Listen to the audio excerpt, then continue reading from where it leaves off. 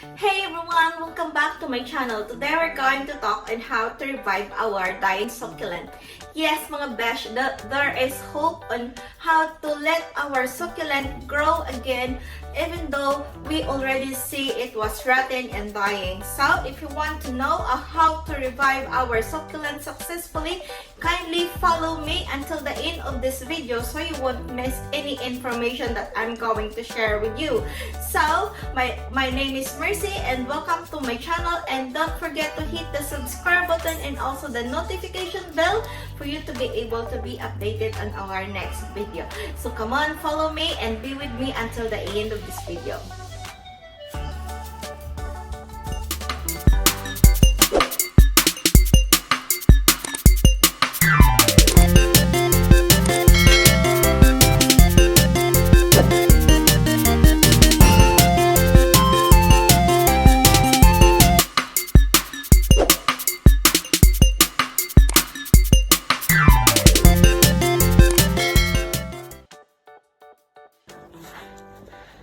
So most of the succulent problem is overwatering. So in this video, we're going to discuss on how to save an overwatered succulent plant. Overwatered succulent can be saved if we will give them a proper care and treatment.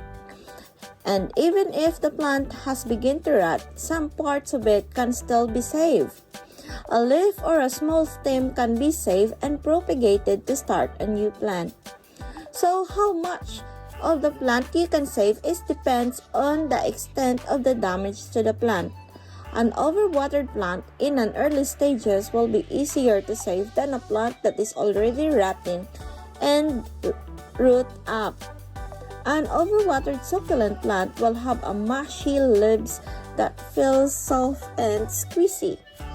The color of the leaves would appear lighter than healthy plant and turn translucent in color. A lot of times, an overwatered succulent would drop leaves easily even when lightly touched. So the bottom leaves are usually the ones affected first.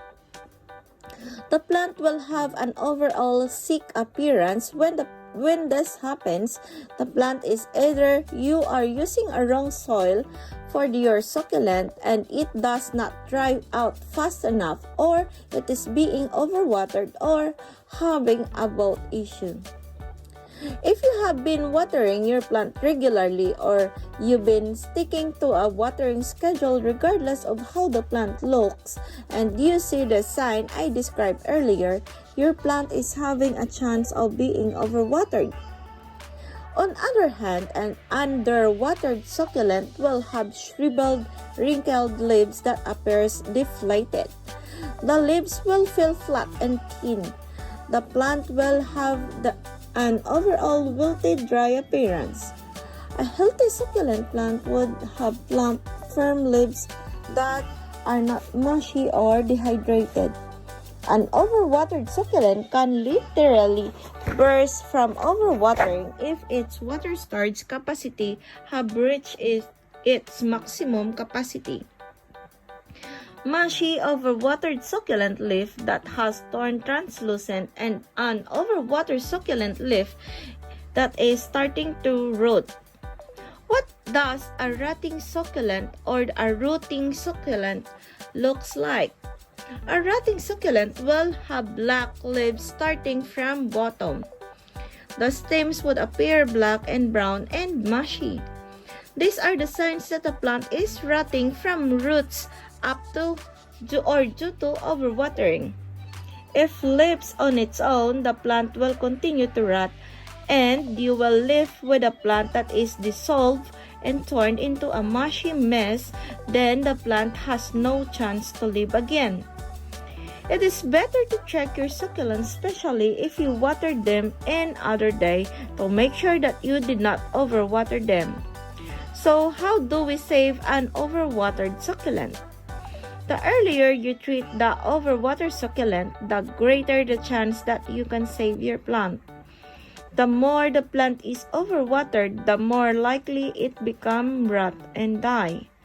If the plant is showing early signs of overwatering such as mushy, soft, and pale bottom leaves, the plant is literally drowning from too much water and it needs to dry out as soon as possible.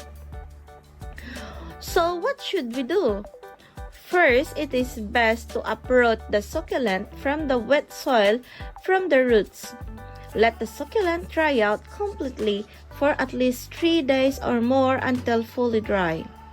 Then set the succulent in a bright and dry area but away from direct sunlight to avoid burning the plant and the roots.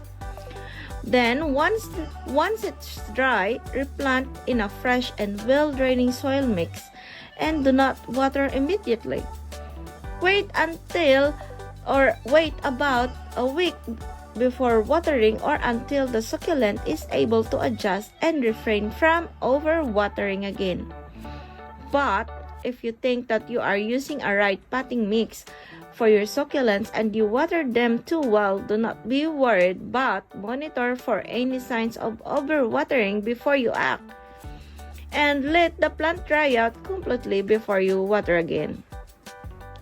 Wait at least a week before you water again, and before you do, check the top inch of the soil to feel for moisture. If you feel dry, you can water again. But if it's still wet, you need to repot your plant because the soil isn't in it or it's not drying out fast enough. So if you lose a lot of leaves from overwatering, the plant will eventually recover as long as it is not rotting. When given a chance to dry out, you will soon notice a new or tiny leaves along in the stems. So how to save a rotting succulent from overwatering? First, inspect the plant for severity of the rot and find parts of the plant that you can save. Save any leaf that appears healthy. Save any leaves that you can propagate. Save any green or viable parts of the stem. Then place the leaves in a dry and out of direct sunlight and allow to dry for a few days. Place the saved stems in a dry and out of direct sunlight as well. Allow to dry for a few days to a week until all cuts have coleus and sealed. You may use a cinnamon powder or a rotting hormone to aid fast healing of the cutting wound. And then, once the leaves and stem are dry, prepare a well-draining potting mix and either lay the leaves flat on the soil or stick the end in the soil. Or you may propagate in a container with water. And then, keep away from direct sunlight. Mist every day or every few days or when the soil feels dry. On water propagation, observe the leaves' progress. Wait for roots to grow and new plants to emerge. So, how to avoid overwatering your succulent? I have some watering tips that I will share with you, so there he goes. Watering your succulents that are outdoor will differ how you water plants that you keep indoor. So, outdoor plants usually receive more sunlight and tend to dry out faster. Indoor plants are more protected and therefore do not dry out fast. Check the soil first before watering with your finger and only water your succulent only when the soil feels dry.